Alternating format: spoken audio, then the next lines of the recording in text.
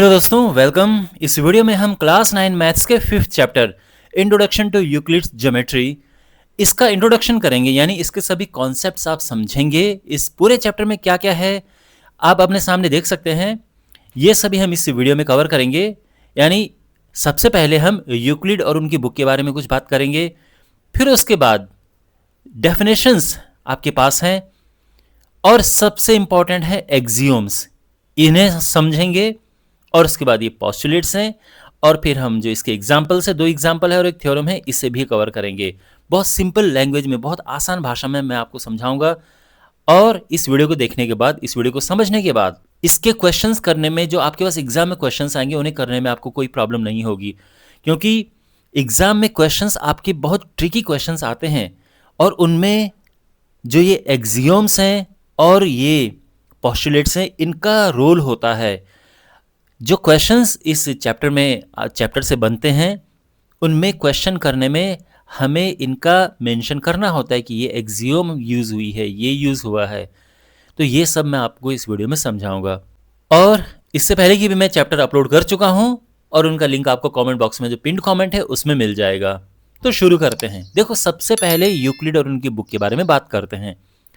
Euclid का जन्म हुआ ग्रीस में, और यह कब की बात है? आज से 2000 साल पहले, उससे भी पहले की बात है, बिफोर क्राइस्ट, बीसी के हैं।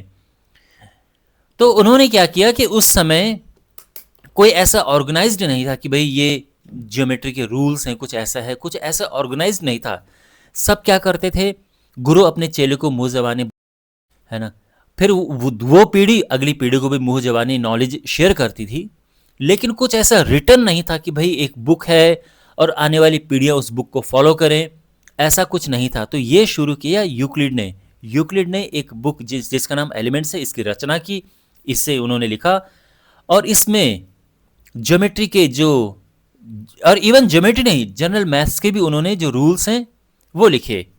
अब ये ज्योमेट्री कहा जाता है बिकॉज ज्योमेट्री से थोड़ा रिलेटेड है, लेकिन अगर हम बात करें एक्सियोम्स की, ये हर जगह चलते हैं, ये ज्योमेट्री में भी है और ये नॉर्मल मैथ्स में भी यूज होते हैं। हाँ, जो पॉस्टुलेट्स हैं ये केवल ज्योमेट्री के लिए होते हैं, लेकिन एक्सियोम्स ज्योमेट्री के अलावा नॉर्मल मैथ्स में भी यूज होते हैं। तो उन्होंने ये जो सभी रूल्स हैं ये सभी एक बुक में लिखे, और पूरा, जिसे कहते हैं ना कि एकदम ऑर्गेनाइज्ड तरीके से सब नॉलेज एक उसमें उन्होंने कंपाइल कर दिया, इकट्ठा कर दिया। और बहुत ही लैंडमार्क बुक है। सोचो, 2-2.5 हजार साल पुरानी बुक है, और वो अभी तक यूजफुल बुक है। अब शुरू में क्या था कि जो ज्योमेट्री है, देखो ज्योमेट्री, पहली बात तो ये है कि ज्योमेट्री जियो एंड मेट्री, इससे मिलकर बना है। जियो का मतलब होता है ये हमारी जो अर्थ है, धरती, और मेट्री का मतलब मेजरमेंट। तो अर्थ का मेजरमेंट ये हुआ ज्योमेट्री। तो शुरुआत ही ज्योमेट्री की ऐसे हुई थी कि शुरू में जो अर्थ है, जैसे लोगों की ज़मीनें हुआ करती थी, उसको मेज़र करने में ज्योमेट्री का यूज़ होता था।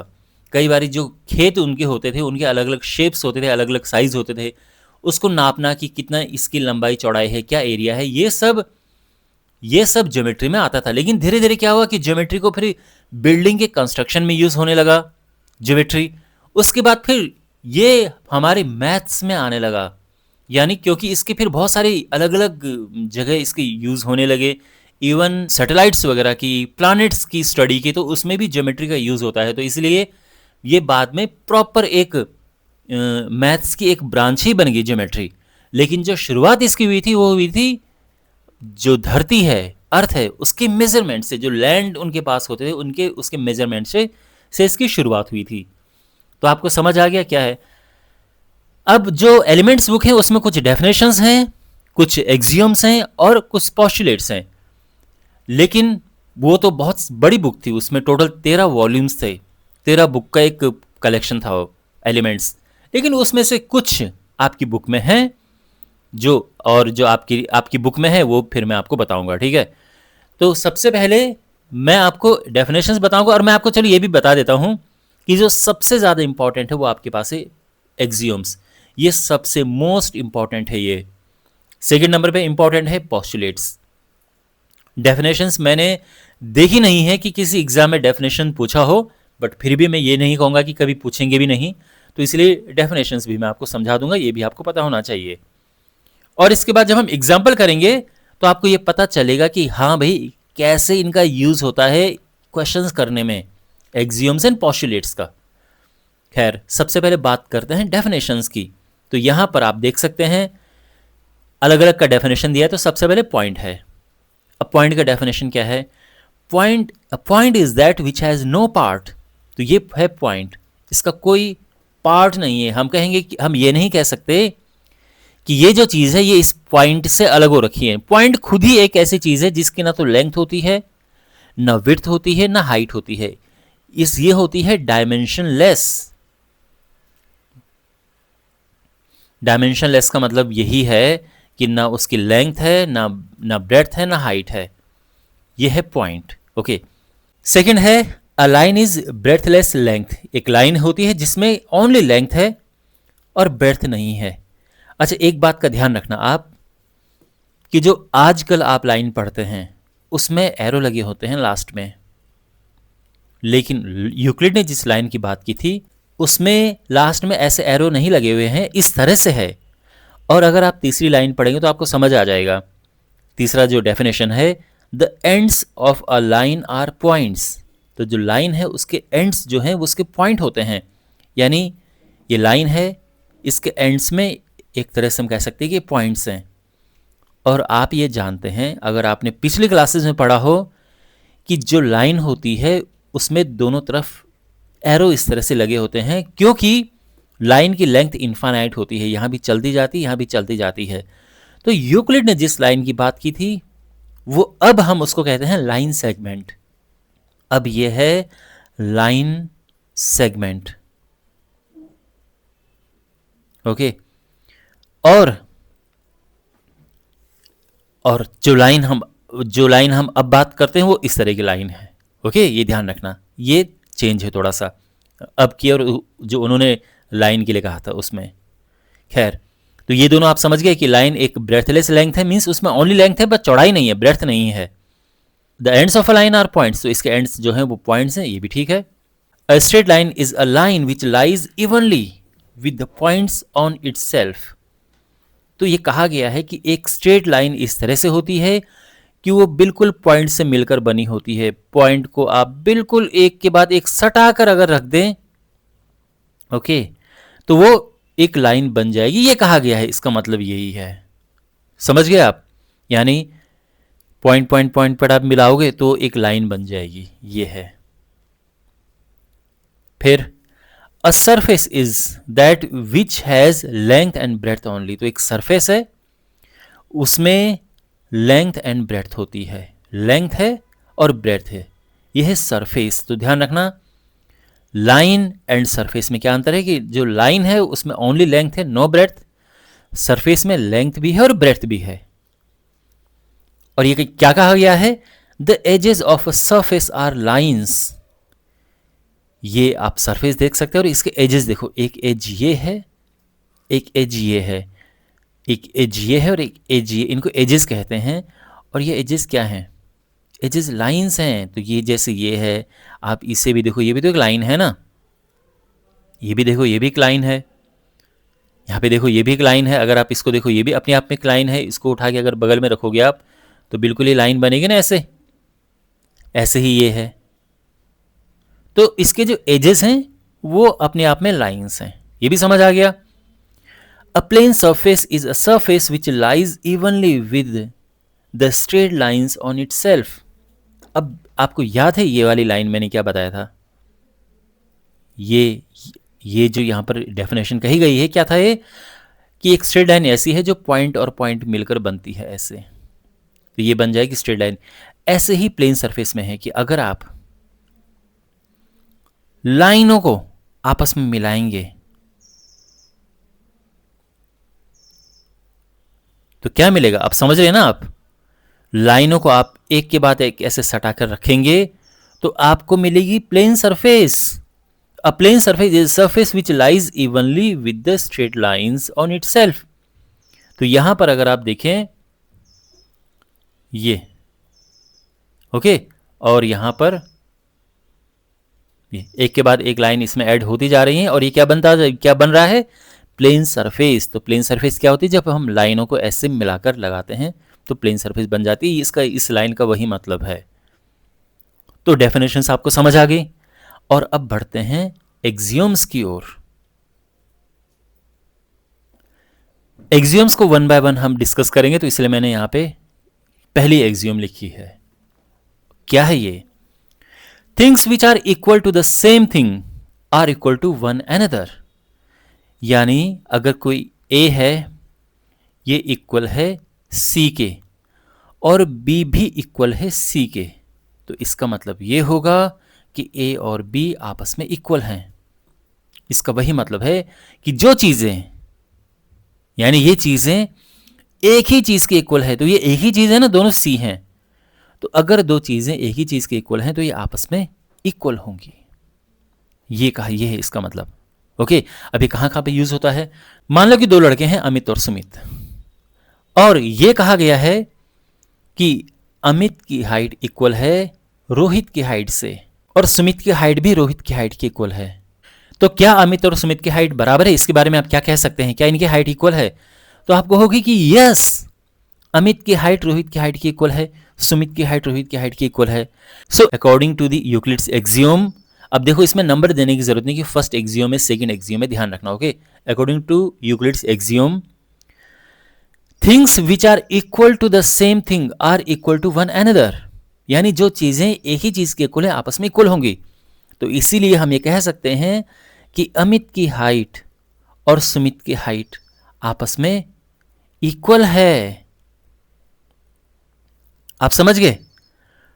तो अब आप कहोगे कि सर ये तो बहुत ही ज्यादा बच्चों वाला क्वेश्चन है। तो माय डियर, इस चैप्टर में आपको ऐसे ही क्वेश्चन मिलेंगे, लेकिन इसमें टफ पार्ट क्या है, ये मेंशन करना कि कौन सी एक्सियोम यूज हुई है।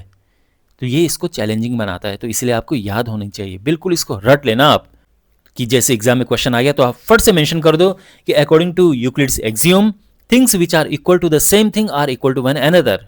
और जैसे ही एग्जामिनर यानी चेक करने वाला देखेगा आपकी स्टेटमेंट, पूरे नंबर आपको सीधे मिलेंगे। ओके, ये ध्यान रखना। सेकेंड एक्सियोम यहां पर है, if equals are added to equals the wholes are equal.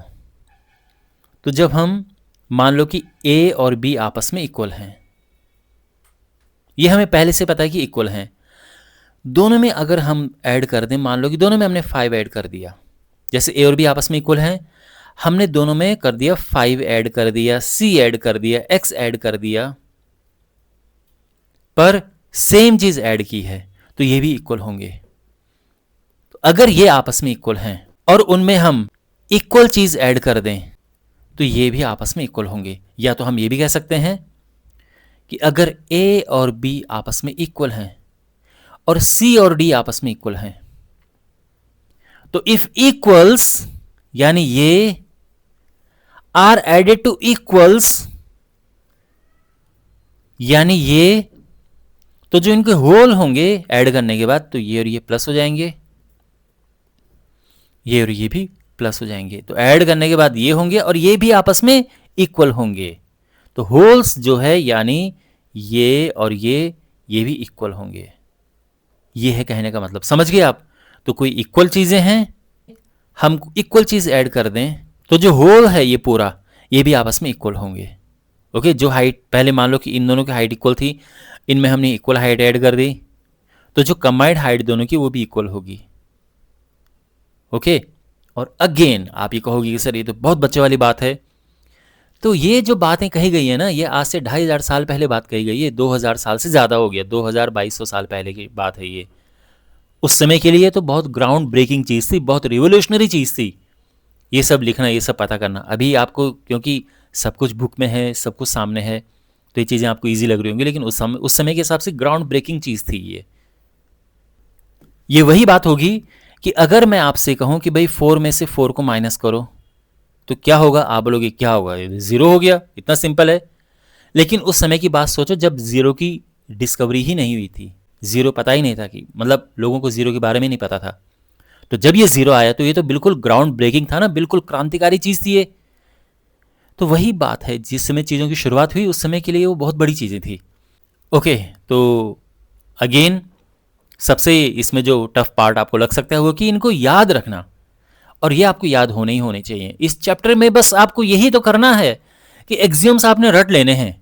कोई इसमें फॉर्मूला नहीं है, कुछ नहीं है, बस आपने रटना है। और आपने रट लिया, एग्जैक्ट लाइन आपने लिख दी, परफेक्ट है, full marks.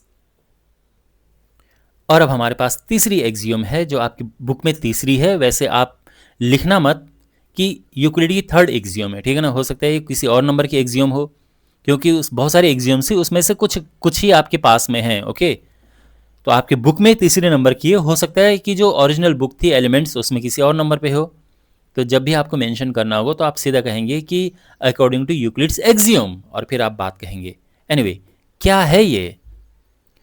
If equals are subtracted from equals the remainder are equal. तो जो आपने पीछे पढ़ा था ना, उसमें एडेड था, इसमें सब्ट्रैक्टेड है। मान लो कि ए और बी इक्वल हैं और इसमें हमने इक्वल को माइनस कर दिया, तो मान लो ए और बी इक्वल हैं और सी और डी आपस में इक्वल हैं। अब हमने क्या किया कि इन इक्वल में से इन इक्वल को माइनस कर दिया, तो फिर जो आएगा रिमाइंडर वो भी इक्वल होगा।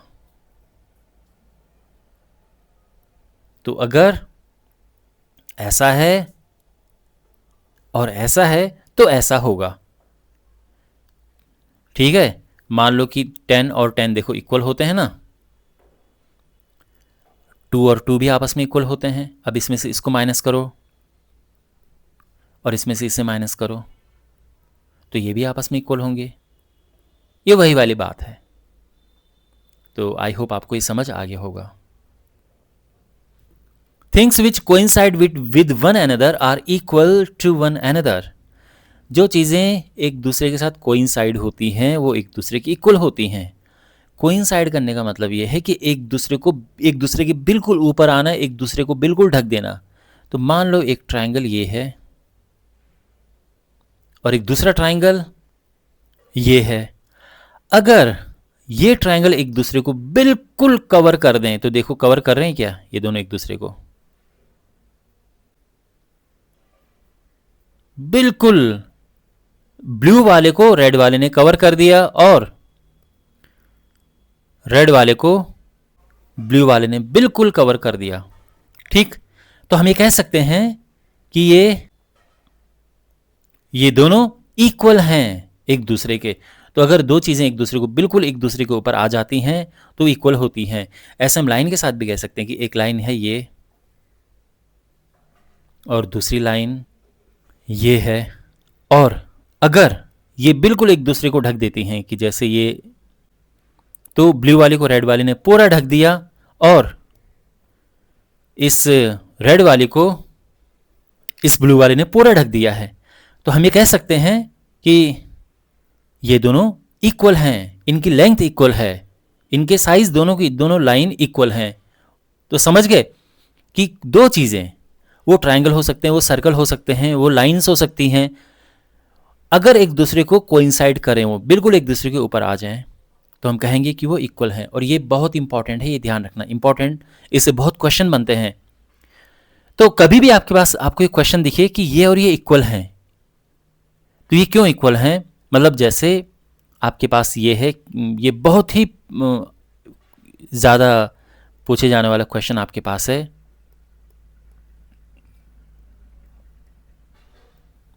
कि ये A है, ये B है और ये C है, और ये क्वेश्चन आता है कि AB प्लस BC, यानी AB और BC को प्लस करते हैं तो वो क्या वो AC होता है? Is it true? Is it true?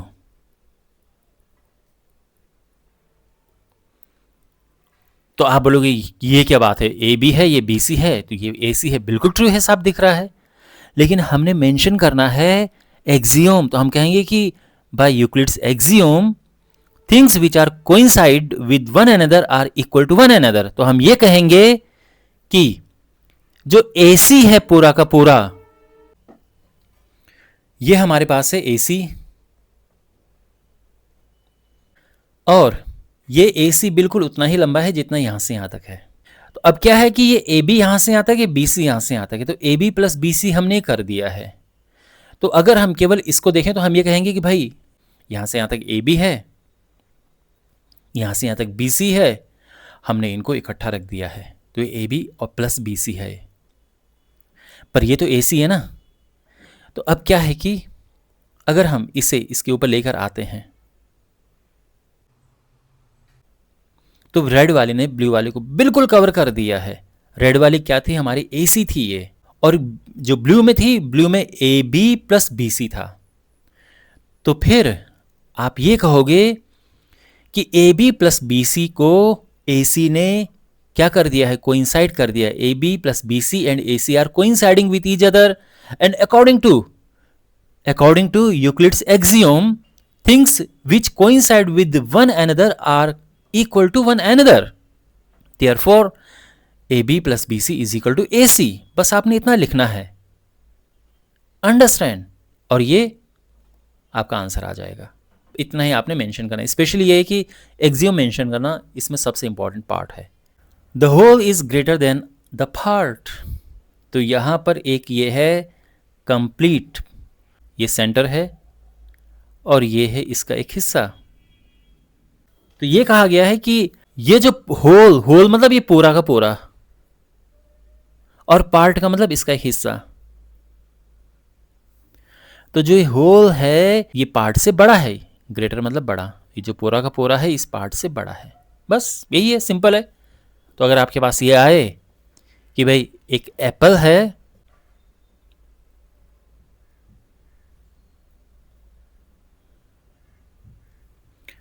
और एक इसका एक हिस्सा है,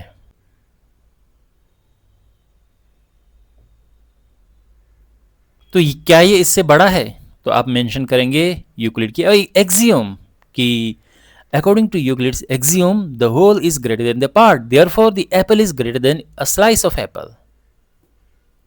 गॉट इट? ऐसे करेंगे, सिंपल है बट आपको याद रखने हैं जैसे मैंने मेंशन किया है। सिक्स्थ है things which are double of the same things are equal to one another. तो यहां पे मान लो कि सेम थिंग है ए और बी, मान लो ये सेम चीजें हैं, ओके। अब इनका डबल कर दिया, इसको भी डबल कर दिया और इसको भी डबल कर दिया, तो ये भी इक्वल होंगे, ओके। तो things which are double of the same thing are equal to one another. तो यहां पर ये दो इक्वल थे, इनके डबल करेंगे तो वो भी आपस में इक्वल होंगे। भाई 5 और 5 आपस में इक्वल हैं, इनके डबल अगर हम करेंगे तो ये हुआ 10 और ये भी हुआ 10, तो ये भी इक्वल हुए ना, यही है ये। एंड सेवंथ है things which are halves of the same things are equal to one another. तो ये भी वही है कि अगर दो चीजें इक्वल हैं और हम इनका हाफ करें, हाफ इसका और हाफ इसका, तो ये भी इक्वल होंगे, ओके। जैसे मान लो कि 12 और 12 आपस में इक्वल हैं और अगर हम इनका हाफ करेंगे तो क्या आएगा, 6 आएगा, ये भी 6 आएगा, तो वो भी आपस में इक्वल होंगे। मतलब है ये दोनों 6 हैं, इक्वल हैं। तो जो चीज़ें आपस में इक्वल हैं अगर आप उनका हाफ करेंगे तो वो भी इक्वल होंगे, ठीक। और एक्सियोम्स कंप्लीट हो चुका है। आई होप आपको समझ आए होंगे ये। और अब हम बढ़ते हैं पोस्टुलेट्स की ओर। तो ये पोस्टुलेट्स, अब देखो ये पोस्टुलेट्स स्ट्रिक्टली ज्योमेट्री से रिलेटेड हैं, ये ध्यान रखना, ठीक है। तो ज्योमेट्री में जो पोस्टुलेट्स हैं उनका मेंशन ज्योमेट्री के बारे में है। जो पीछे आपने एक्सियोम्स वगैरह पढ़े थे ये सबके साथ हैं, ध्यान रखना, ठीक है ना। जो ये एक्सियोम्स हैं ये ज्योमेट्री में भी हैं, ये नॉर्मल उसमें भी है। जैसे आपने देखा है यहाँ पे चीज़ें, एप्पल वगैरह का एग्जाम्पल लिया, या ये नंबर्स हैं, तो ये नॉर्मल मैथ्स में हैं। ये वर्ल्ड के किसी भी फील्ड के लिए एक्सियोम्स एप्लीकेबल हैं। लेकिन जब हम बात करते हैं पोस्टुलेट्स की तो ये स्ट्रिक्टली ज्योमेट्री से रिलेटेड हैं। समझ गए आप बात को? तो आप वन बाय वन इन्हें समझते हैं। अब ये फर्स्ट पोस्टुलेट है, अ straight line may be drawn from any one point two any other point. तो एक स्ट्रेट लाइन है, तो ये है कि एक पॉइंट से दूसरे पॉइंट की ओर हम ये स्ट्रेट लाइन ऐसी ड्रॉ कर सकते हैं, ठीक है ना। तो ये है स्ट्रेट लाइन में be drawn from any one point, किसी एक पॉइंट से जब हम किसी दूसरे पॉइंट पर लाइन ज्वाइन करते हैं तो एक स्ट्रेट लाइन बनती है। एक पॉइंट ये है, एक पॉइंट ये है। इस पॉइंट को मैं अगर ए नाम दे दूं, इस पॉइंट को अगर बी नाम दे दूं, तो ये लाइन ए बी हो गई है। जैसे मैंने पहले भी मेंशन किया है कि आजकल के ज़माने के हिसाब से देखें तो ये एक लाइन सेगमेंट है, लेकिन उस समय इसको लाइन कहा गया है। ओके, खैर, अब एक बात का ध्यान रखना, ये जो बात कही गई है, इस बात को घुमा के हम ये भी कह सकते हैं कि 2 पॉइंट से होकर केवल एक लाइन जा सकती है। तो इस बात का ये भी मतलब है कि 2 पॉइंट्स हमारे पास हैं, एक ए है और एक बी है, और इन 2 पॉइंट से होकर एक ही line, one and only one line हम ड्रॉ कर सकते हैं। और ये बात जो मैंने यहाँ पे मेंशन की है, ये इस एग्ज्यूम में भी लिखी है। Given 2 distinct points, there is a unique line that passes through them.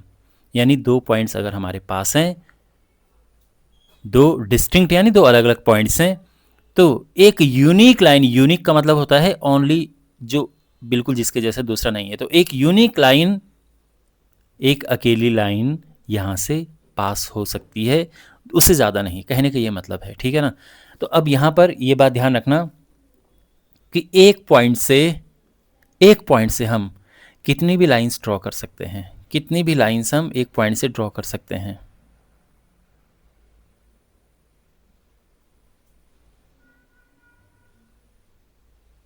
तो इस पॉइंट से कितनी भी लाइंस ड्रॉ कर सकते हैं। तो एक पॉइंट से हम इनफाइनाइट लाइंस ड्रॉ कर सकते हैं, ये ध्यान रखना। लेकिन 2 पॉइंट्स अगर हमारे पास हैं तो ओनली वन लाइन ड्रॉ हो सकती है। Is it clear? अच्छा, चलो मैं आपसे पूछता हूं एक चीज, अगर हमारे पास 3 पॉइंट्स हैं, 3 पॉइंट्स,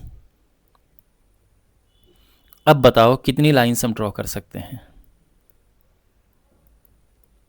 अगर हमारे पास 3 पॉइंट्स हैं तो कितनी लाइंस हम ड्रॉ कर सकते हैं तीनों पॉइंट से होते हुए। तो आपका आंसर ये होना चाहिए कि ये डिपेंड करेगा कि वो पॉइंट्स कैसे हैं। अगर वो पॉइंट बिल्कुल एक ही सीध में हैं, जिनको हम कहते हैं कोलिनियर, तो फिर हम एक लाइन ड्रॉ कर सकते हैं तीनों पॉइंट से होते हुए। लेकिन अगर वो पॉइंट्स हैं नॉन कोलिनियर, तो फिर उनसे होते हुए एक भी लाइन ड्रॉ नहीं हो सकती है। ठीक है ना। 2 से तो हो जाएगी, उनसे 2 से होते हुए, इन 2 से होते हुए भी हो जाएगी, लेकिन तीनों से होते हुए हम एक साथ कोई एक लाइन ड्रॉ नहीं हो सकती है। तो 3 पॉइंट्स का सीन ये है। तो 1 point, infinite number of lines can be drawn through 1 point. Only 1 line can be drawn through 2 distinct points.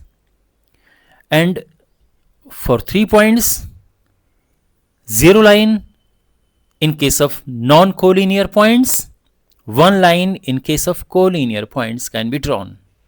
Second postulate है, a terminated line can be produced indefinitely. एक लाइन है और ये टर्मिनेटेड है। तो जो हम लाइन सेगमेंट की बात करते हैं ना, अब उन्होंने इसका मेंशन किया है, ये बोला है टर्मिनेटेड लाइन। तो एक terminated line can be produced indefinitely.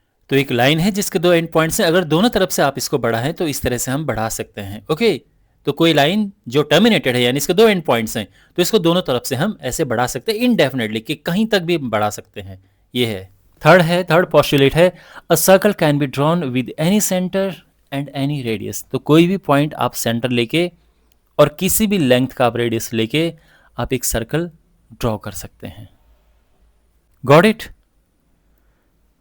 ये है। तो कहीं पे भी अगर आपके पास ये जिक्र हो, ये मेंशन हो कि भाई एक सर्कल ड्रॉ किया गया है या इवन एक आर्क ड्रॉ किया गया है, तो आप इस पोस्टुलेट का मेंशन करेंगे कि किसी भी पॉइंट को सेंटर लेके और किसी भी लेंथ के रेडियस का हम एक आर्क ड्रॉ कर सकते हैं या हम एक सर्कल ड्रॉ कर सकते हैं। ठीक है ना। तो सर्कल ड्रॉ कर सकते हैं तो आर्क भी ड्रॉ कर सकते हैं। तो ये जब भी ऐसा कुछ में हो तो आप क्या करेंगे, आप इस पोस्टुलेट का मेंशन करेंगे कि according to Euclid's postulate a circle can be drawn with any centre and any radius. Got it? Next postulate है, all right angles are equal to one another.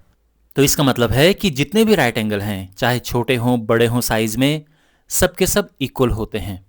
तो देखो, वैसे आप जानते हैं ना राइट एंगल क्या होता है। राइट एंगल 90 डिग्री होता है, लेकिन ये बात है 2-2.5 हज़ार साल पहले की, जब ये बुक का मेंशन, जब ये बुक लिखी गई तो उस समय ऐसा मुझे नहीं लगता कि कोई 90 डिग्री उनको पता था कि राइट एंगल 90 डिग्री का होता है। लेकिन जैसे कमरे का एक कोना है, तो हम जानते ना कमरे का कोना किस तरह से होता है, तो उसको उसको राइट एंगल वो कहते थे। जैसे इवन यहाँ पर आप अपने सामने स्क्रीन पे देख सकते हैं, ये टैब का कोना, ये भी राइट एंगल है। कम जो रूम है जैसे, तो इसका जो कोना है ये भी राइट एंगल है, ये राइट एंगल है। अब आप कैसे भी कहेंगे, चाहे इसको ऐसे बनाओ और अब ये राइट एंगल्स बनाओ, तो ये सभी राइट एंगल्स एक दूसरे के इक्वल हैं। जैसे मान लो कि दो लाइन हैं, एक लाइन ये है और एक लाइन ये है, बिल्कुल इस तरह से है।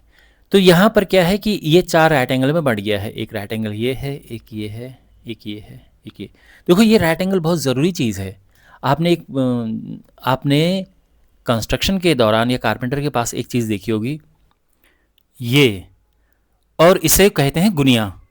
तो ये क्यों होता है? ये राइट एंगल देखने के लिए होता है। तो कभी देखा है आपने किसी कारपेंटर या किसी लेबर मिस्त्री के पास ये चीज़? तो ये राइट एंगल देखने के लिए होता है। अब वहाँ पे वो ये नहीं कहते हैं कि भाई ये 90 डिग्री है, क्योंकि अब लेबर लोग हैं, उनको शायद नहीं पता कि 90 डिग्री है ये, लेकिन उनको ये पता है कि भाई ये बिल्कुल यहाँ पर राइट एंगल बन रहा है कि नहीं बन रहा है। तो इस चीज़ को अपनी भाषा में कहते हैं कि ये गुनिया में है, ये गुनिया में नहीं है। ये भी एक राइट एंगल है, ये भी राइट एंगल है। तो जितने भी राइट एंगल होते हैं वो आपस में इक्वल होते हैं, ये बात कही गई है। वैसे इसका जो नाम है इंग्लिश में that is try square, but आपने गुनिया ज़रूर सुना होगा। में बहुत पुराने ज़माने में भी ये यूज़ होता था, और कितना ज़रूरी है ये आप समझ सकते हैं। जैसे ज़मीन है, तो ज़मीन प्रॉपर ये स्क्वायर शेप में है, रेक्टेंगल शेप में है, नहीं है, कैसे पता करेंगे? तो उसमें भी ये काम आता है, ये देखने में कि प्रॉपर है कि नहीं है। तो ये कहा गया है कि सभी राइट एंगल्स एक दूसरे के इक्वल होते हैं। कहीं ये हो कि, या ना हो कि किसी कोई बड़ा गुनिया लेके आ गया और बोले भाई तुमने छोटी गुनी से किया, बड़े गुनी से करो, तो आप बोलोगे कि भाई सुनिए, यूक्लिड ने कहा है कि जितने भी राइट एंगल होते हैं वो इक्वल होते हैं। तो चाहे छोटा सा गुनिया लेके आप देखो, और या फिर आप कोई बड़ा गुनिया ले लो, राइट एंगल तो राइट एंगल है, आएगा तो उतना ही, वैसे 90 डिग्री वैसे ही बनेगा। तो इसीलिए ये बात कही गई है कि all right angles are equal to one another. उन्होंने भी जो चीज़ें लिखी होंगी अपने अनुभव से लिखी होंगी, अपने इंट्यूएशन से। तो ये जो बुक उन्होंने वैसे लिखी है, बिल्कुल अपने अनुभव से, अपने इंट्यूएशन से ये सब उन्होंने लिखी है। ऐसा नहीं कि कुछ चीज़ों को उन्होंने प्रूव किया है, ये कोई प्रूफ ऐसा कुछ नहीं है। तो आपने देखा होगा कि इन सब का कोई प्रूफ नहीं है ऐसा, बस ये हैं और इनको ऐसा पढ़ो। ये पूरा जो पोस्टुलेट्स हैं और एक्सियोम्स हैं, ये सब ऐसे ही हैं। कोई ऐसा नहीं कि इस एक्सियोम का प्रूफ बताओ, नहीं, ये बस है तो है, इसको ऐसे ही पढ़ो, ऐसे ही समझो, ये बात है इसमें। And we have now fifth postulate, if a straight line following on two straight lines makes the interior angle on the same side of it taken together less than two right angles. देखो क्या कहा गया है, सुनिए, ये दो lines हैं और एक लाइन ऐसे इनमें पड़ रही है, और अब क्या कहा गया है कि ये जो इसके एंगल्स हैं, एक ये एंगल है और एक ये एंगल है, अगर हम इन्हें प्लस करते हैं और इनको प्लस करके ये लेस आ रहा है, less than two right angles,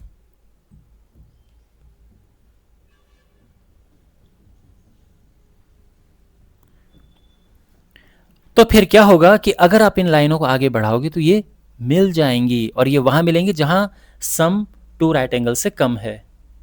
अब ये कैसे है देखो, तो यहां पर हम इनको आगे बढ़ाएंगे, एक ये है और ये है,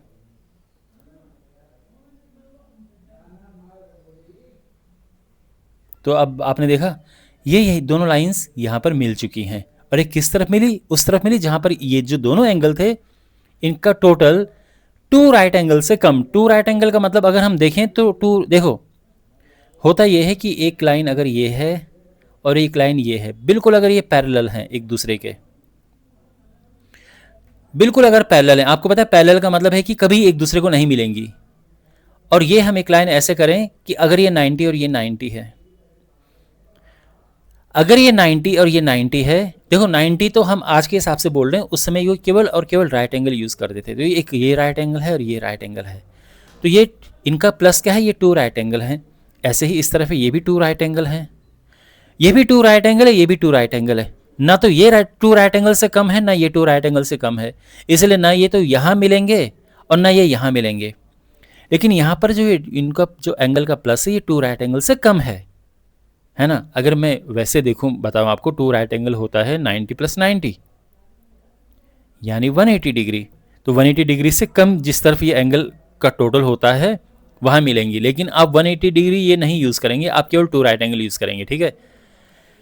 तो जब 2 लाइंस इस तरह से हों कि एक लाइन उनको काट रही हो और सेम साइड इस तरह से जो इनके इंटीरियर एंगल्स हों, इनका टोटल अगर 2 राइट एंगल से लेस हो, तो फिर इन लाइनों को बढ़ाने पर ये उस तरफ मिलेंगी जिस तरफ एंगल 2 राइट एंगल से कम हो, क्योंकि यहां तो ये जो टोटल है ये 2 राइट एंगल से ज़्यादा होगा।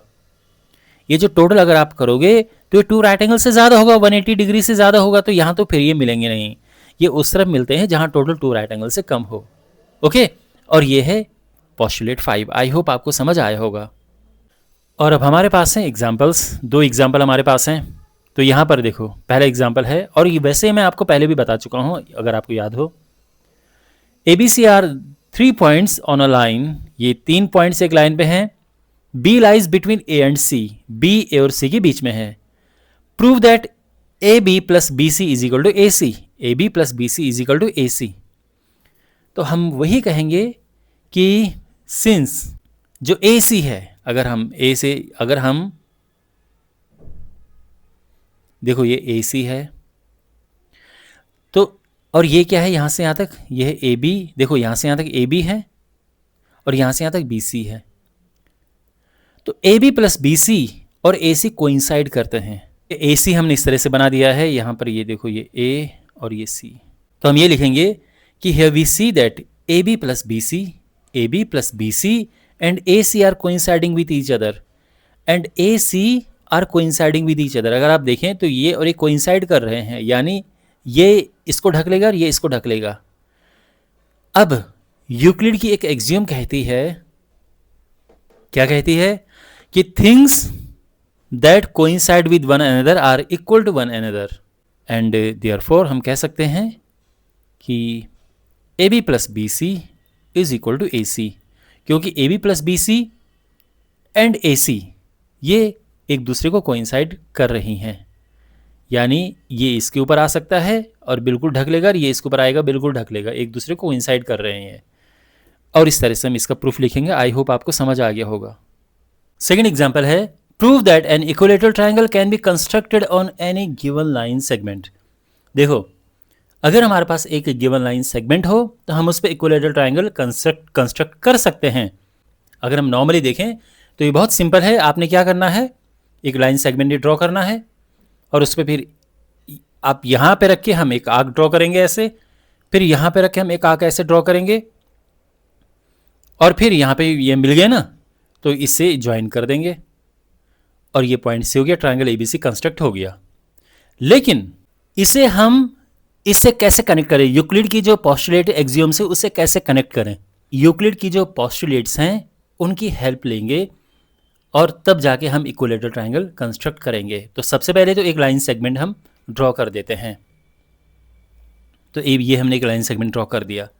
अब यूक्लिड की थर्ड पोस्टुलेट ये कहती है कि किसी भी एक पॉइंट को हम किसी भी पॉइंट को सेंटर मान के किसी भी लेंथ का हम एक सर्कल ड्रॉ कर सकते हैं। तो हम ए को